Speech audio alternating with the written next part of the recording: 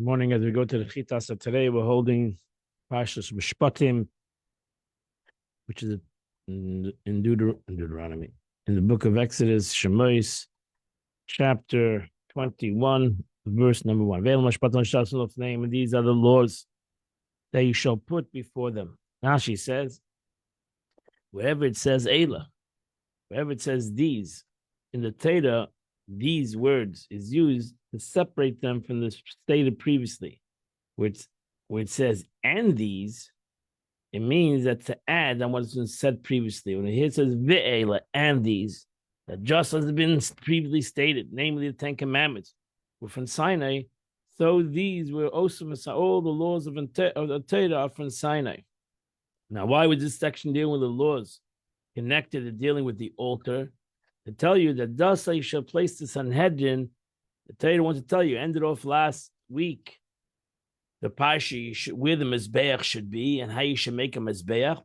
Torah wants to connect that the Mizbeach was done by the Sanhedrin. The Sanhedrin and the Mizbeach, you know the way the Beis Hamikdash was built. So the Sanhedrin, the high court, was right next to the Mizbeach. Ashatosim Lefneim, the Holy One, blessed be He, said to Moshe, do not think of saying, I'll teach them a chapter or a law, both in terms seemingly referring to the oral law, 2 or 3 times until they know it well, as it is taught, but I will not trouble myself to enable them to understand the reason for the matter and its explanation. Therefore, the Torah says, Asher-tosen lefneim, like a table. Sure, that's why the code of Jewish law is called the Shulchan Aruch. It's called a set table. The Shulchan Aruch is like a set table. You can come and every person can eat at this table, because everybody can come and learn Torah and understand each one to their capability. Lefneim, now she says that a Jewish person, if there's 2 people arguing in the Jewish community, they need to go to a Din Torah. They need to go to, not to the courts.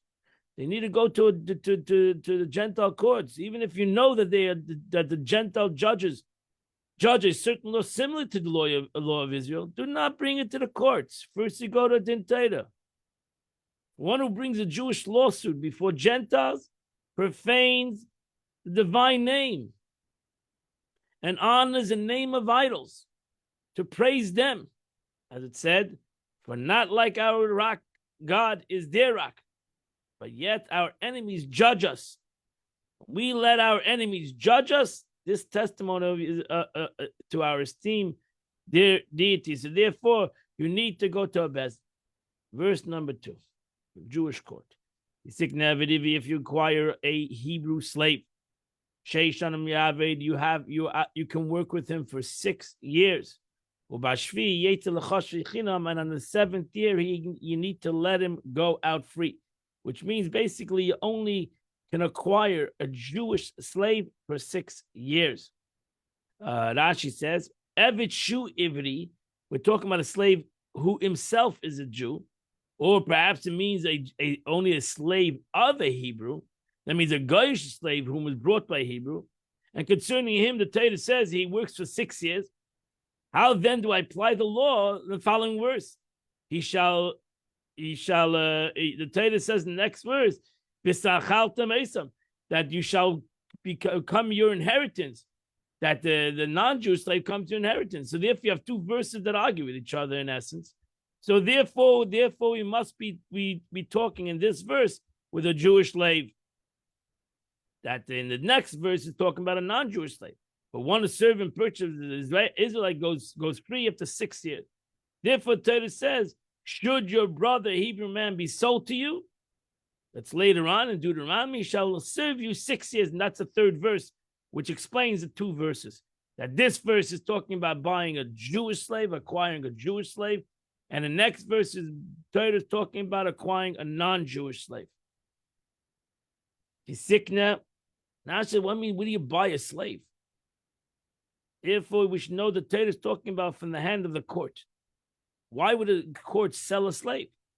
He was sold into servitude because of theft. The court sells a slave if a person steals money and he doesn't have any money to pay back. So the court would sell him as a slave.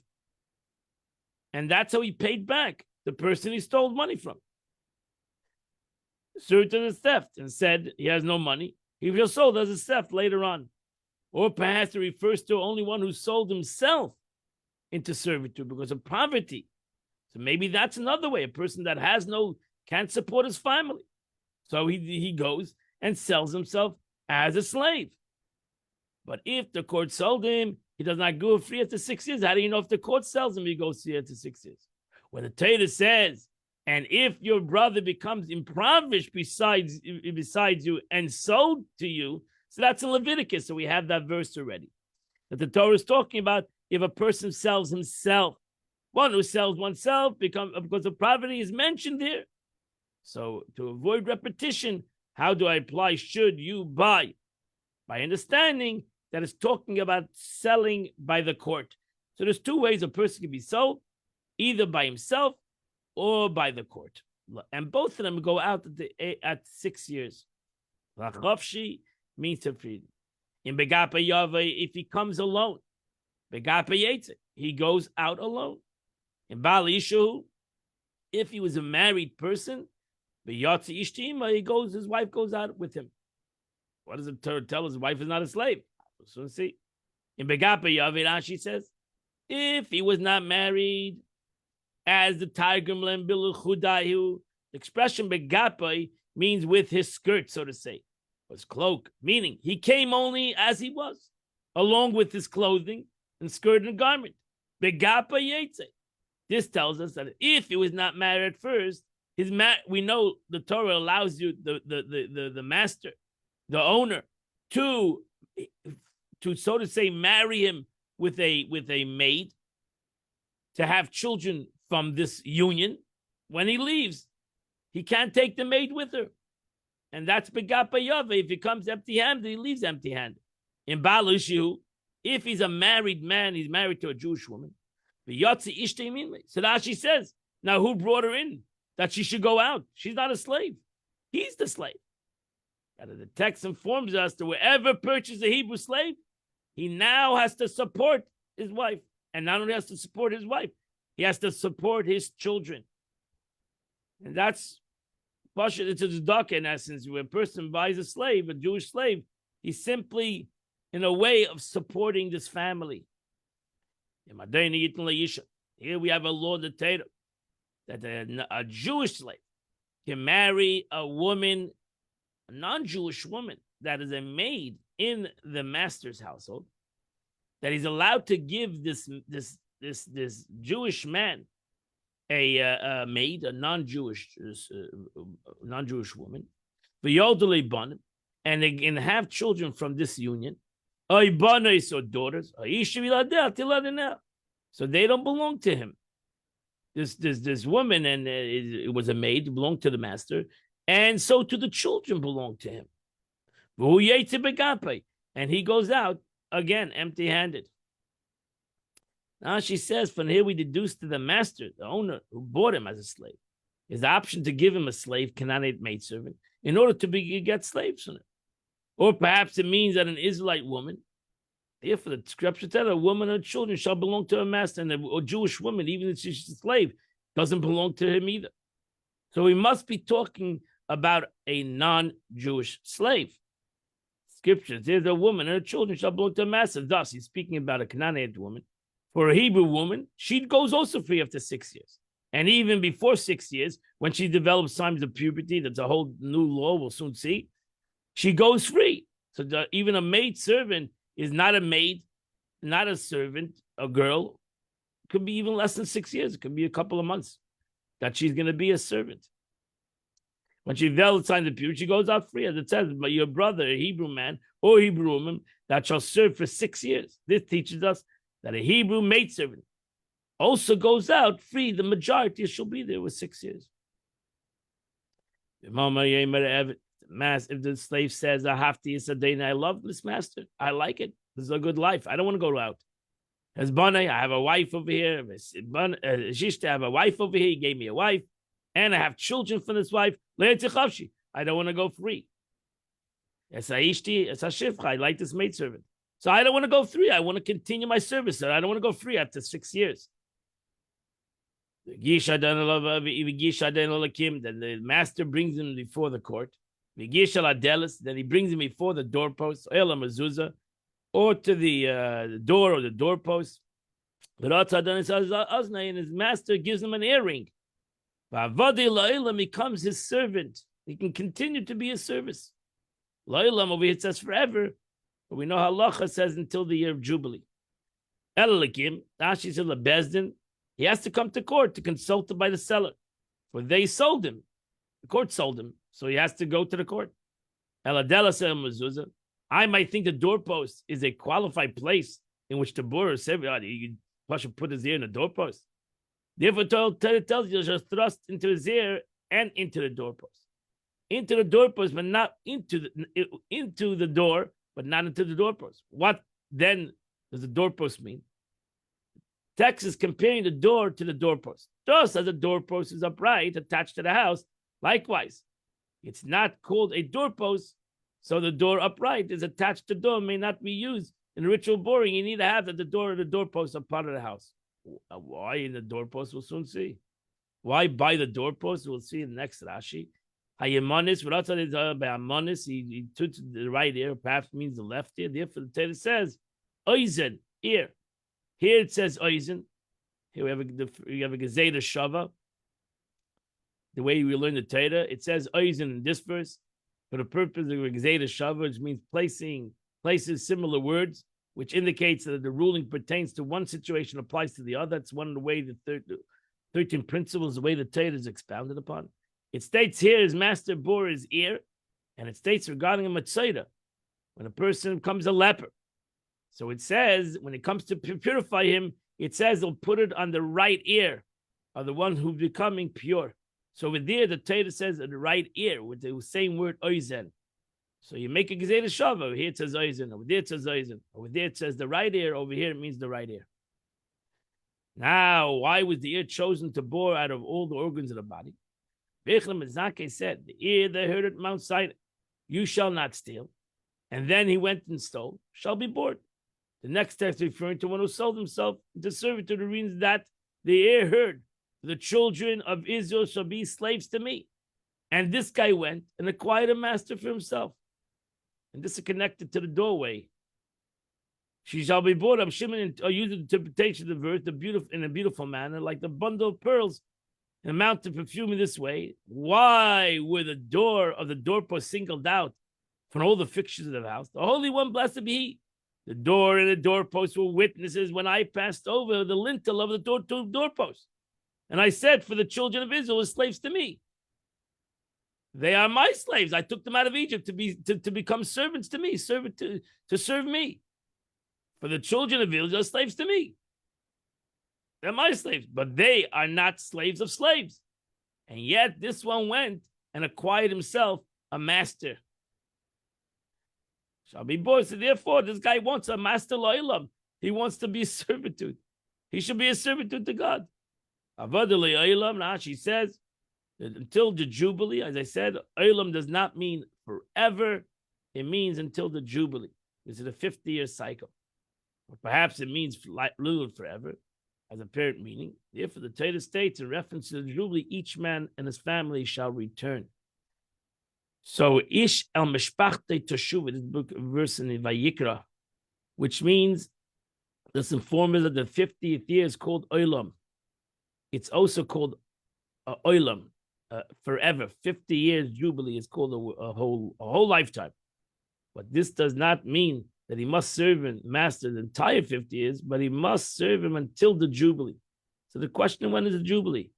Today we don't do the Jubilee, but in the times of Beis Hamikdash, they did the Jubilee, and therefore, whenever the 50th year falls out, could be in 2 years from now, could be in 40 years from now, whatever. Whenever it falls out, that's when he goes out free. Verse number 7. When a man sells his daughter as a maidservant, this is an interesting law. So we're never going to sell a girl or a woman into slavery, even if she steals. There's only one situation where a girl can come a maid, a servant. And that is when a father sells him. This is a very complicated law because a father can sell a child only in a certain time in their lifetime. And there's a reason why he sells her, because basically he wants to get her married. And as you'll soon see, the Torah says the master, the person who buys her, has to marry her, give her marriage into the family, to one of his children or himself. So therefore, this was a shidduch. This is a way to meshadach, marry off children that were from very extremely poor families. So if a man sells a daughter to a maidservant, she shall not go free as slaves go free. Torah here is referring to a minor girl. I might think even if she develops signs of initial puberty, the father may sell her. But you must agree that the Kal Vachomer, in reference to major rules on a minor rule, applies here. Namely, if she who's already sold goes free with signs, that's when she's initial puberty, as it's written, they shall go out for nothing without money when a woman shows signs of puberty, which is around 12 and a half years old. Does it not make sense that she who's not sold and was initially signs of puberty should not be sold at all? So he's not a seller. Once she sold sign of puberty, the father's not a seller. At that moment when a female has 2 public years, usually when she's 12 years old, she no longer considered a minor. She's called a naida. So in Judaism, we have, by a woman, we have 3 different dates, so to say. We have a naida and a boigeris and a naida, and we have the concept of a ketana and a naida and a boigeris. So you have a child till 12 years old, and we have 12 and a half. She's called a naida, and by 12 and a half, she's considered a boigeris.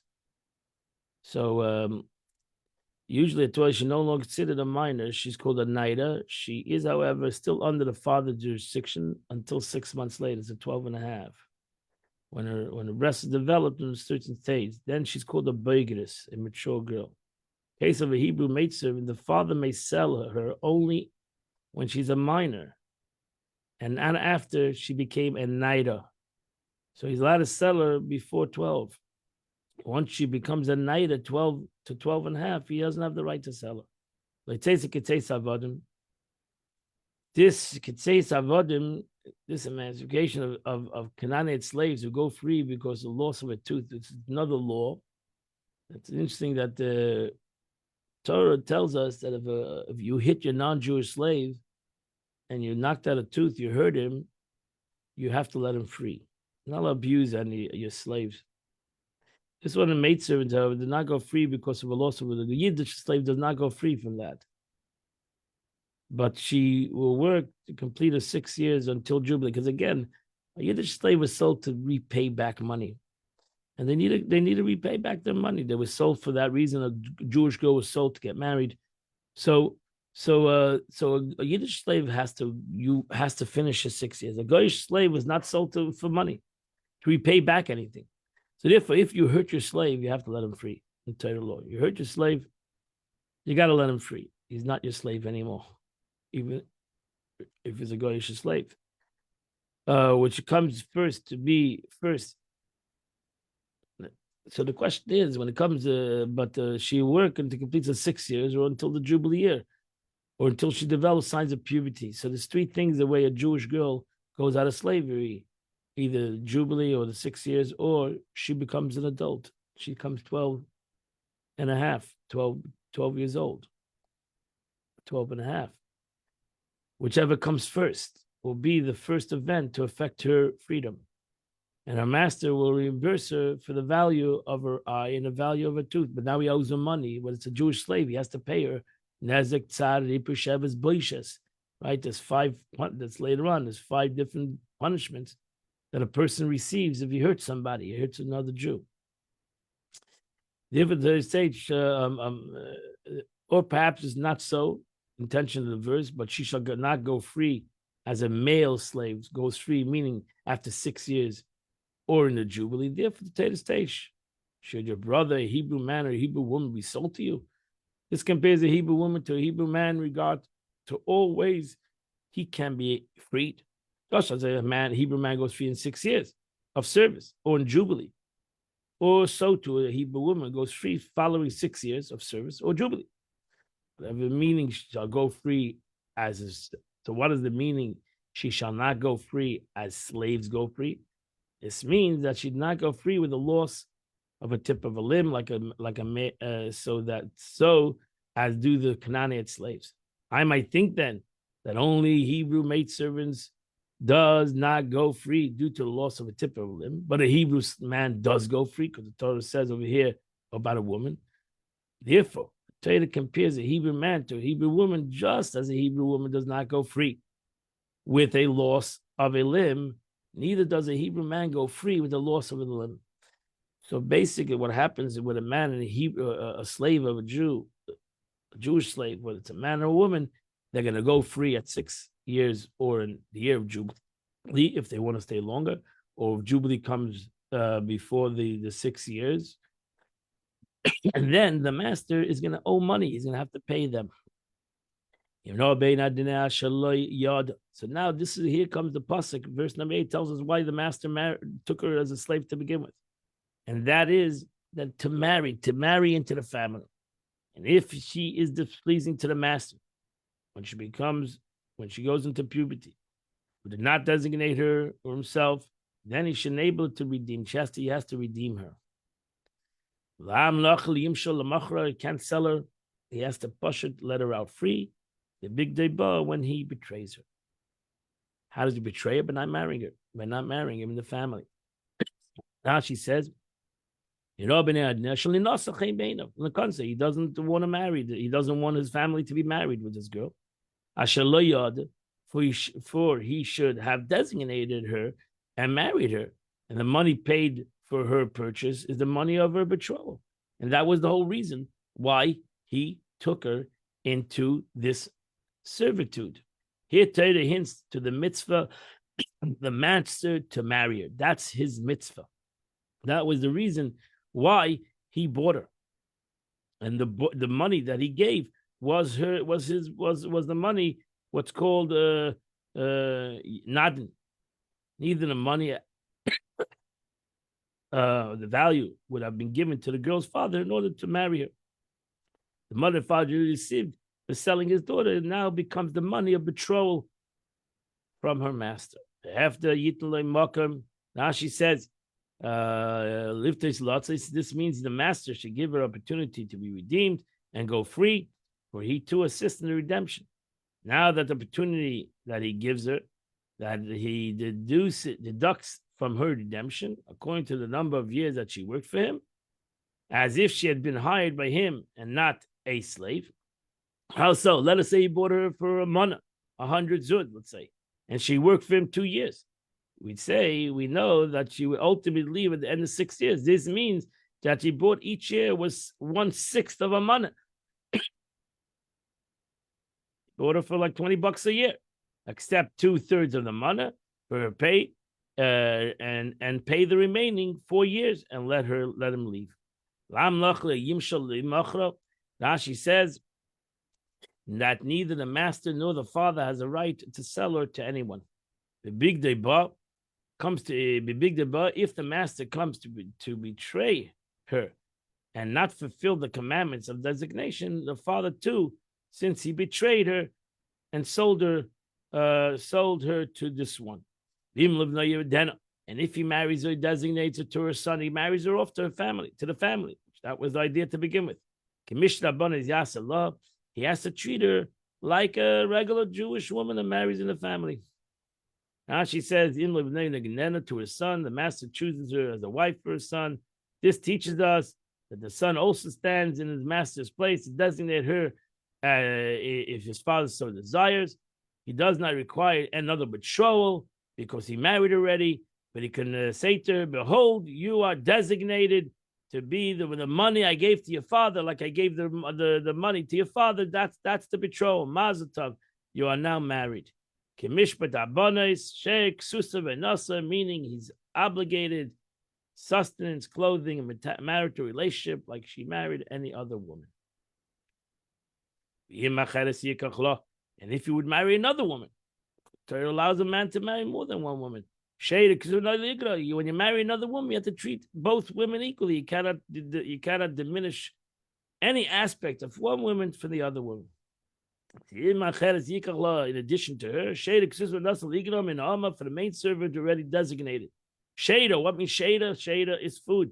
Susa, Kimashmoy, clothing. And Nasa is Tashmish, is physical relationship. If he doesn't do these three things to her, she goes out free. And Kosev, there's no. Rashi says, if she does not do any of these three things to her, now what are these three things? He should designate her for himself or for her son, or he should deduce the money and redeem her and allow her to go free.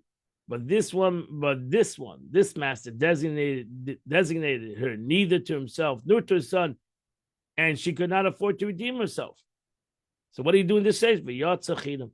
She goes out free. Text adds another meaning to the freedom of a maidservant. Beyond that, there is provided a male slave. Now, what is the meaning of freedom? Informs us that she goes free when she shows the initial signs of puberty. And she must stay with him until she develops these signs. If 6 years pass before the appearance of these signs, we've already learned that she goes free. And your brother, your Hebrew slave or Hebrew woman, be sold to you, she goes free in 6 years. That's in Deuteronomy. What is the meaning? Shall go out without charge. If the signs of puberty precede the end of the 6 years, she goes free because of sign of puberty. Or perhaps it means that she goes free when she reaches maturity, 12 and a half years. Therefore, the Torah tells us without money to include that her freedom at maturity, if both of them, that she goes free without charge and without money, were not stated, and she go out without charge as was stated, I would just say that she goes out without charge refers to being freed at maturity. Therefore, both are stated. So that the dispute has no opportunity to differ, and she goes free from both these aspects. To learn the Gemara deeply, to understand all these deep laws over here in this halacha. Maki ishva meis moisumas, if a man strikes another man and he dies, moisumas is he has to be put to death. Now she says several verses have been written in section dealing with murderers, and I'll explain what I am able about why these verses are needed. Maki ishva meis. Why is it said? Because it said if a man strikes down any human being, he shall surely be put to death. So you have another verse in the Torah, Kiyaka kol nefesh. Because here it says Maki ish, if you kill a man, you put to death. What about a woman? You have another pasuk. The other pasuk says, Kiyaka kol nefesh, whether I kill any nefesh, whether it's a man or a woman. So over here it says I kill a man. In the verse of Yikra, it says, I kill any person, whether it's a man or a woman. So we have two different verses. I understand that even if he deals him a blow without death, Maki Ish Vameis come to tell us that any kind of akah that is, even though his hitting is not per se, well, he hit somebody, he killed somebody, but he ultimately died. Therefore, the Torah states he who strikes a man and dies, meaning that he's liable only a blow causing death. So I slap a person, the guy dies. It's not considered a concept makkah. I have to hit him with a makkah ish vames. I'm talking about hitting somebody that has the capability to cause him the concept of death. And that's when a person is punishable by death. If a man strikes a man, and it does not say if a man strikes down any human being, I would say that he's only liable if he strikes a man. If one strikes a woman or a minor, how do we know? Therefore, the Torah says if it strikes any human being, referring even to a minor or even to a woman, it doesn't make a difference. Also, it says, he who strikes a man, I would understand that even a minor who strikes and kills someone would be liable. Therefore, the Torah says if a man strikes, that's why we hear it says Maka Ish. Maka Ish means an adult. So that's what we learn. We learn different things from each nuance in the Torah. So here, an adult that kills somebody, it hits somebody and it kills them, that's an adult is chayav. A child is not liable.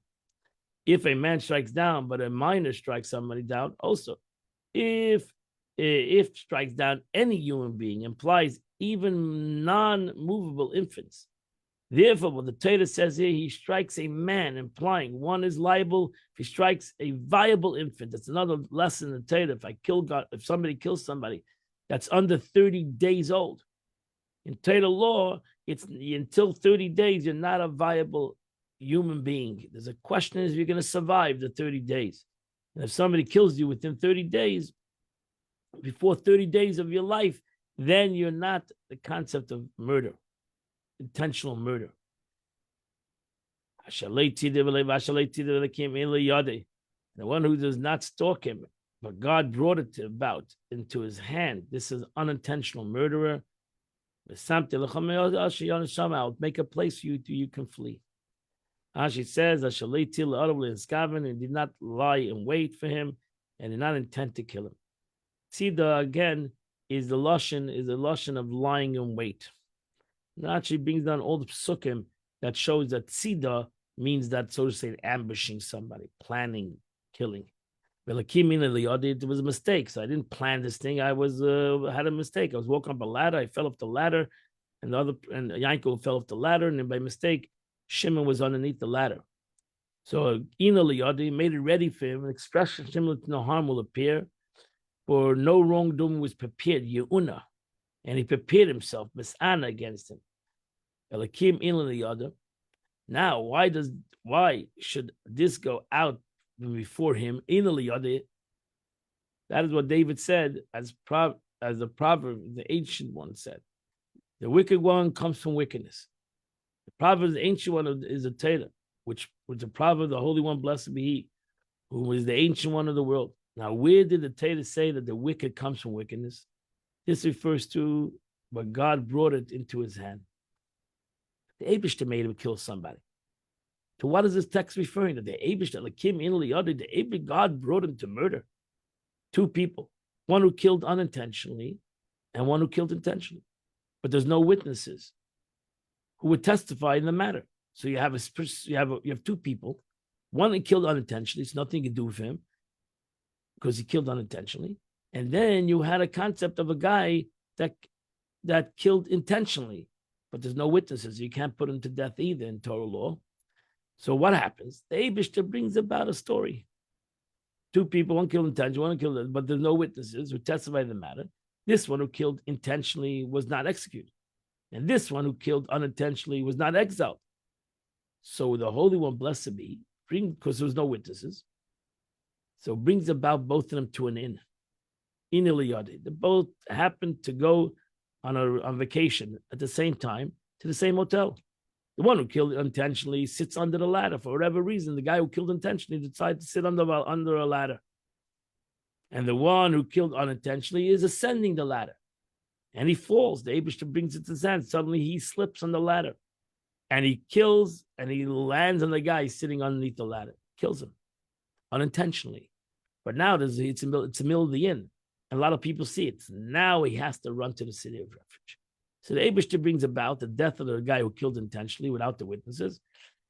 And because the court couldn't kill him. So God kills him, so to say. And the guy who killed unintentionally killed again unintentionally.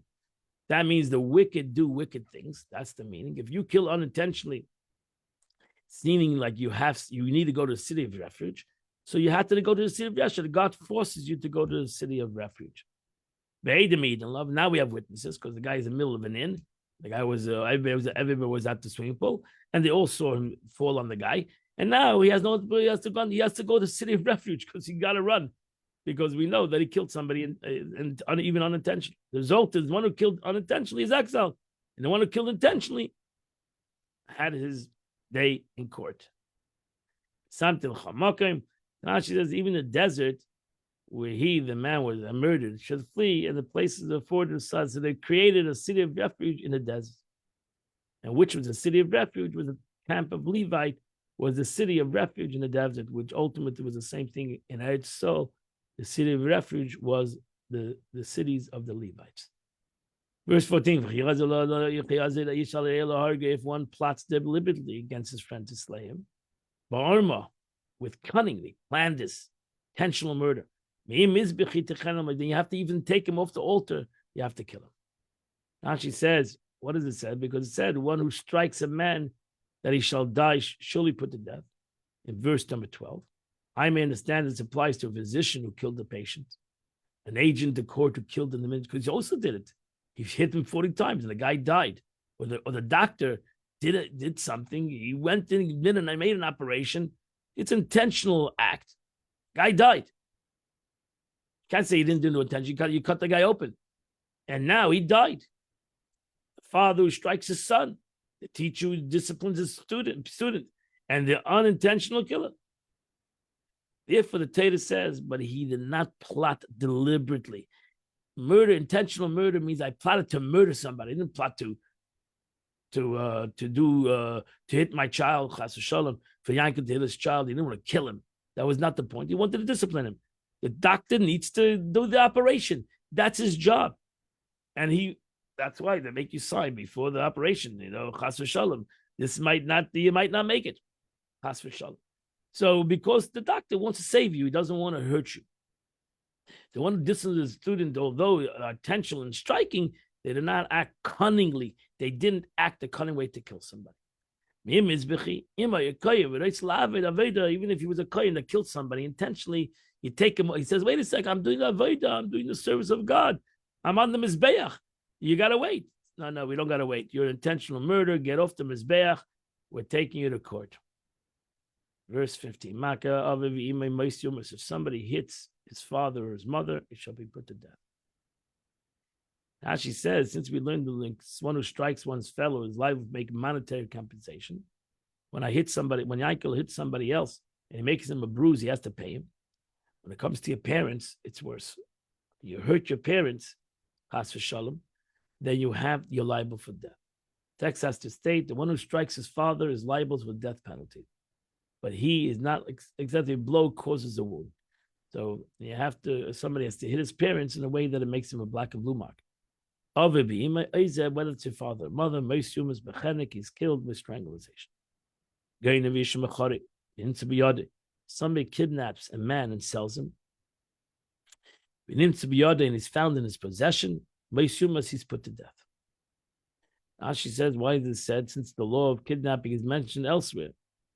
Since it says in Deuteronomy, should a man found stealing a person from amongst his brothers, meaning that the children of Israel who worked with him and sold him, that the thief shall die. You shall clear away to the evil from your midst. So if you kidnap somebody, we know that already. For here, I only know that a man who kidnaps a person is liable to death. How do I know if a woman or indeterminate sex or homophobic kidnapped a person? And they are too. Therefore, the Torah says, whoever kidnaps a man, sells him, that you're punished by death. And since it says, and whoever kidnaps a man, how do I know that a kidnapped man is that only one who kidnaps a man? How do I know if you kidnap a woman, you're liable for death? Because over here it says a man. Therefore, the Torah says in Deuteronomy, he's stealing a person, any person. Therefore, both verses are needed. Number one, that it's not a man, that's everybody, and number two, it doesn't make a difference if you don't know what the person is, or you have a doubt who kidnapped. You're put to death. Any human being. Therefore, both are needed. One verse left out, other verse fills in. That's why you learn the Gemara.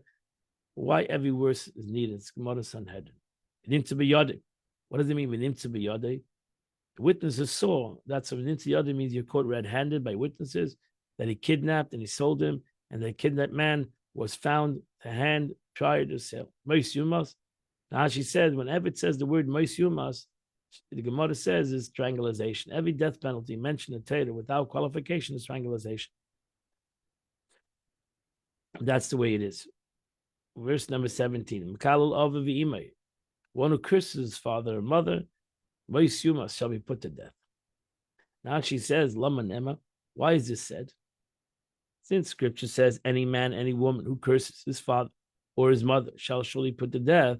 From there, I know only that if a man curses his father, he's liable to death. How do we know if if a woman curses her father, that she's liable for death? Therefore, the Torah says anyone who curses their father, whether it's a man or a woman, is put to death. It makes an unqualified station, meaning whatever a man or a woman. If so, why does the Torah say this is a man? Why does it say over there, Mikal Ish, a man? Because it comes to tell us that it needs to be an adult. If a child curses his parents, they're not put to death. Moisi Yumas, over here, Beskila, by stoning. Wherever it says the blood is upon him, that's what it says in Leviticus. It says the blood is upon him. That means stoning. It means he put to death by stoning. The model for all of them is that with rocks they stone them. The blood is upon them. That's where you see that when it says blood upon them in the Torah, it means by stoning. Regarding one who's cursed his father, it says his blood be upon him. That's in Leviticus, and therefore it's by stoning. Verse 18. If two men are quarreling, one strikes the other with a stone or a fist. He didn't kill him, but Nafal and Mishka, but he hurt him. Rashi says, why is this said? Since it said an eye for an eye, we learn that only assaults his fellow, he must pay the value of his limb. And here we learn when it says an eye for an eye, it doesn't mean eye for an eye. It means the value of an eye for an eye, the value of a limb, which he amputated, rendered permanently useless. But the payment for idleness and healing, we have not yet learned. So here we learn you have to pay the value of the body you hurt. Therefore, this section which delineates those payments stated. But Nafal and Mishka, she says that Batuli falls into idleness. He can't go to work because you hurt him. Into idleness prevents him from work. If he gets up and he walks about on his support, and the assailant and Baruch Hashem he got healed, the assailant is clearly he shall give payment for the enforced idleness. And he shall provide a cure. He became healthy, Baruch Hashem. Now, would it enter your mind that one who did not kill should be killed? Rather, Torah teaches us here that they imprison him until it becomes apparent what this one victim will get. Well, this is the meaning. When one gets up and walks in the support, when the assailant shall be cleared. That means until there is a jail in the Torah, but it's not a jail for punishment. We need to figure out if the guy dies, then we're going to kill you. But if the guy doesn't die, then we'll let you free. You have to pay monetary payment. And he shall clear, but before this one victim gets up, the assailant shall not be cleared. Like Shiftei. Now she says, Shiftei enforces the idleness of work due to illness. If he cuts off his hand or a foot, it assesses the payment of idleness as it was a watchman of a cucumber field. Because even after recovery, after illness, he's still not fit to work. It requires a hand and foot. His assailant already gave him his payment. The damage is the value of a hand and a foot. It said in a hand for a hand and a foot for a foot. So in essence, you have nezek, tzad, rip, sheves, boishes. 5 payments that a person has to pay in Torah law. Nezek is damage. If you hurt his hand, we value what is the hurt of the hand. Let's say he lost his hand, God forbid. So we value how much that worth of the hand. That's nezek. Tzad, we value the pain that the person has gone through. Nezek, tzad, ripui. We evaluate the doctor payments, all the doctor payments, all the hospital payments, the person that hurt him has to pay. Sheves, all the time that he cannot work, or even the time now that he can't work now, because he lost his hand, and now he cannot work anymore, the job that he had. And boishes, the concept of embarrassment, that you embarrass this person. There are 5 payments that the court will evaluate how much a person needs to pay for damages. As it says, you have to render, you shall pay the physician's fee, you have to pay the doctor's fee that what you did to this person. And that completes the Chumash for today. Now go to the Tanya of the day. We are holding the chapter of 25 of Tanya, I believe. Yep. Okay, the Alter Rebbe goes back to the chapter, goes back to the beginning of his. He started off this in chapter 17, which he started off to teaching us the concept of the Kikarav Elecha Davar Moed. The verse that says Kikarav Elecha, this thing is very near to you, to observe the Torah and its commandments out of love and fear of God. For any time and any moment, it's in the person's capability and his free will to rid himself of the spirit of folly, meaning which renders him insensitive to the separation between himself and God that caused by sin and forgetfulness that he has of the love of God. He forgot he loves the Eibishter. Right? We have a godly soul. We have an Ava Miseteres. We all love God. How is it possible we had a moment of stupidity and we forgot that we love God and we went and did something that is Heipach HaKadosh Baruch Hu, Heipach my love of God through fulfillment of mitzvahs. He's always able to remember and to arouse his love of God, the one God. Undoubtedly Latin in his heart, without any doubt. We always have, beautiful Alter Rebbe says, Belishum Suffolk. There's no doubt that every Jew can do this. Every Jew can awaken up within his heart the love of the Eibishter because it's within him. He's not creating something new. Belishum Suffolk, there's no doubt about this. Since everyone, even the most hardened sinner, is endowed with the inner-born love. And therefore, the Alter Rebbe says, it's no doubt. And this is the meaning we say in the Shema. I love the Eibishter with all my heart. That everyone can serve God with love, which is the emotion of the heart. And we all can do it. It's not a special thing for certain people. Every single one of us can do it. Every single one of us can do it. Yet love of God by itself is insufficient. One needs to also fear God, to guard against violations of prohibited commandments. Therefore, this love carries also fear, because if we learn Chassidus, we know that everything that in spiritual is all interconnected. Spirituality is all oneness. It's all about unity. So even though there's ches and there's gevura, there's love and there's fear, but we're talking about spiritual concepts. And therefore, these spiritual concepts are interunited. And therefore, in this Ava, there is fear of God. Why? Because I love somebody so much, I don't want to separate myself from it. That's the fear. I don't have to go and find a fear of God. Within my love, because I love God, I love a person, I don't want to hurt him. I'm in fear of this negative, of any negative thing between us, because I love you. I love God. Why would I want to separate it from him? I feel I'm ready to go and self-sacrifice. Why? Because I love God. And that's why we should fear God. Not we should fear God as a separate concept. We should fear God because we love God. It's a much healthier fear. It's a much more beautiful fear. It's not a negative, and that's why a lot of people have fear of God in a negative way, and it creates negativity. You should fear God because you love him. Without any logic. Right? What is it? Fear God? God's going to punish us. God's going to get us. He's all powerful.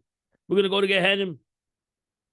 I love God, not because of reason, because I love God and I fear God because I'm part of him. It's my nature. It's my true nature to love God. And if it's my true nature to love God, it's my true nature not to do something to negative of God. But purely one divine nature. We don't got to go far. We gotta understand that it's our nature to love God. It's with our nature to not to want to be separate from God. As illustrated in chapter 19, by analogy of the flame of the candle, which instinctively seeks to unite with its source. The soul instinctively seeks to unite with the divine source. That's what my soul wants. My soul wants connection to God. because of its nature. It recoils in fear, but anything that might serve in the connection sever its connection with God, even if it cost of life itself. If I'm ready to give my life, you should be able to do this. You're not ready. No, Baruch Hashem, we're not going on Mesiras Nefesh. What is God asking from us? Mesiras Nefesh. God is asking us to break our taivas, to break our desires. Overcome our desire. Trust me. The Alter Rebbe said, we all know that to overcome one's desire is much easier than the concept of giving up your life. If I'm ready to give my life up, I'm sure ready to give up a taiva, a little desire, my own selfishness, I'm willing to give it up. Which is much lighter than the suffering of death, which he would willingly endure. So not to be torn away from God. If you're ready to give up your life, so you're not ready to give up a taiva, you're not ready to give up your ego, you're not ready to give up your stubbornness, you're not ready to give up your anger. Why? You're ready to give up your life. This should be easy to give up your little taiva. Whether it's a category of turning away from evil and the category of doing good. Even not to do a minor rabbinical prohibition. One can easily master his evil inclination. Not to go against the will of God. Because at that moment, when I did against the will of God, I'm broken off from God. And anything that a person does against God, he separates himself from God like if he's worshiping an idol. That's also a moment of insanity, stupidity, that we think that certain things, well, I'll never worship an idol, God forbid. Who would worship an idol? But everything else I can do. Worshiping God is separating myself from God, and everything else that I do is separating myself from God. B'shas. At that moment, as Alter Rebbe always says, b'shas ma'is, you listen to the Tanya, because you always trust that it's only at that moment, and ultimately the Jew is going to come around. So it's only at that moment. Follows, therefore, even though he ought to display same strength in resisting the temptation from such a sin as he displays, even at the point of sacrifice life and rejecting idolatry, since this sin too separates himself from God. It would appear to be a difference, however, between idolatry and a minor sin in which we are dealing. For idolatry, the sinner remains separate from God even after idolatrous act. Explained in the previous chapter.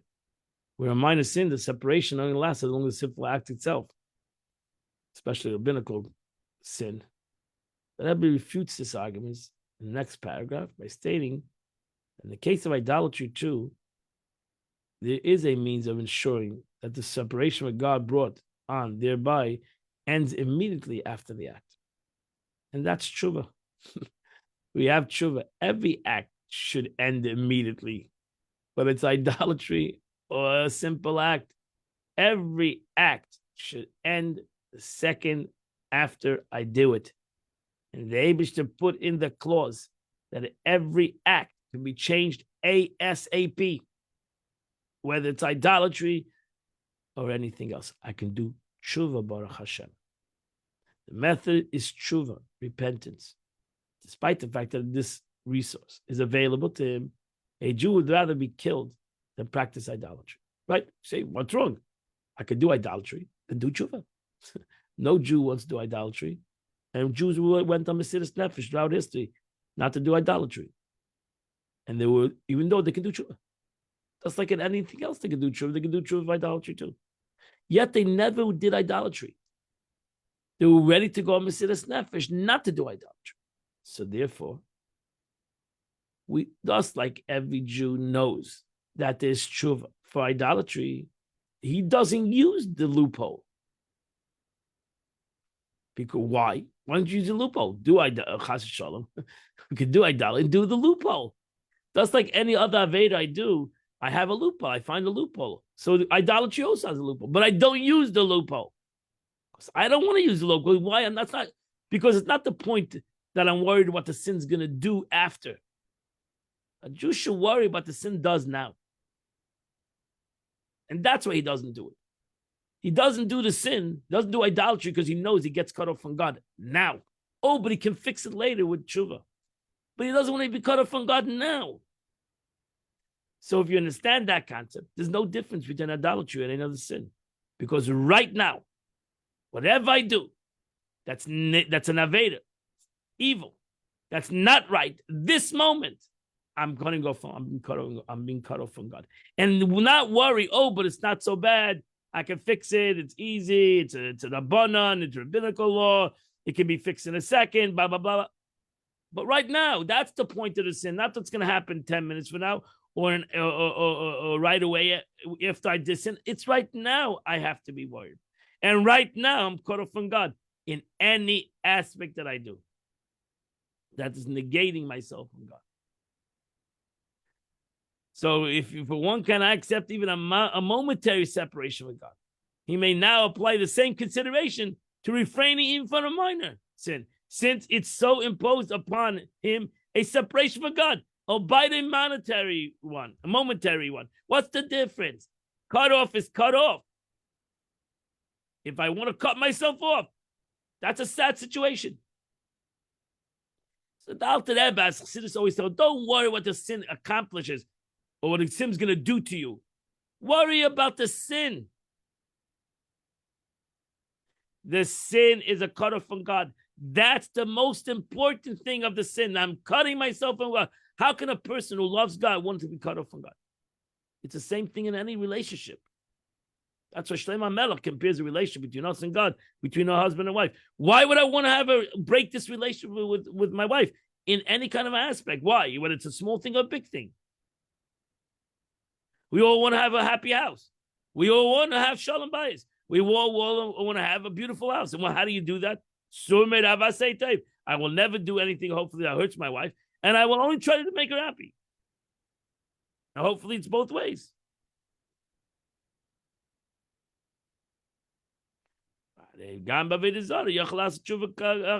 Therefore, even like regarding adultery, one can repent afterwards. And thus restores to the unity of God after the idol worship. Nevertheless, a Jew gives up his life rather than exercise this option. A Yid doesn't look for options, doesn't look for loopholes. That's when he's worried about punishment. He has to find a loophole. If you're worried about the separation of God, then don't look for the loopholes. Don't look for the proof is that there are certain things I don't look for loopholes. I don't try to find a loophole. I can do every Aved in the Torah and do tshuva. But I don't do Avedas in the Torah because I don't want to use the loophole of tshuva. I don't want to, because why? I can do tshuva. Because I don't want to be separate from God a minute. I don't want to be separate from God and then do tshuva. I don't want to be separate from God. I love the Eibishter. I love God. Why would I want to be separate from God? I don't want to be separate from God. And so too, you should use the same concept in everything in life. You should use the exact same concept. And that ends the Chit Tanya today. Today, the 25th day of the month, which is half of chapter 119, from the letter Aleph to the letter Mem. If you do that, you would do the Chitas of the day. 10 o'clock, we're going to learn Chassidus. We're going to continue learning Chassidus, either at the JEI, that's a school right next to the Chabad, or Zoom, Torah Direct. God bless you all. See you in an hour. God bless you. Have a wonderful day. See you tomorrow, 8 o'clock. We'll continue the Tanya, the Chitas.